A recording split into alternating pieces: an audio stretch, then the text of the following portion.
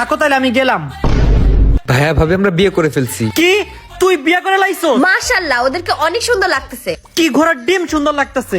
আরে বিয়া যে করলি এখন ওরে খাওয়াবে কি? আরে ও খাওয়াইবো কেন, আমি রান্না করে খাওয়াবো। আমার তো কপালটাই খারাপ। আসসালামু আলাইকুম ভাইয়া। দেখছো মেয়েটা কত সাংসারিক। হ্যাঁ হ্যাঁ বুঝছি, আমি যাই। এই নতুন বউ প্রথমবার বাসায় আসছে, সালামি তো দাও। আচ্ছা ঠিক আছে দিতাছি।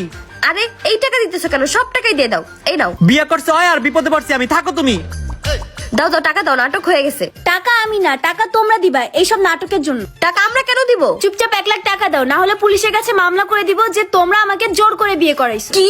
ভাবি আমরা তো নিজেদের ফাঁদে নিজেই পড়ে গেছি। জয় তাড়াতাড়ি তুমি ওর 1 লাখ টাকা দিয়ে দাও, নাহলে আমাকে জেল খাটতে হইব। আচ্ছা আচ্ছা ভাবি আমি নিয়ে আসতেছি। ঠিক আছে, আবার কোনো কাজে লাগলে জানাই। ভাই লন আপনার টাকা। ভাই আপনার ছোট ভাই আমারে বিয়ার নাটক করতে কইছে। বুঝছি, এটা আমার টাকা লুট করার নতুন একটি ফাঁদ। আচ্ছা ঠিক আছে, ওরা যা যা বলে সেটা করো।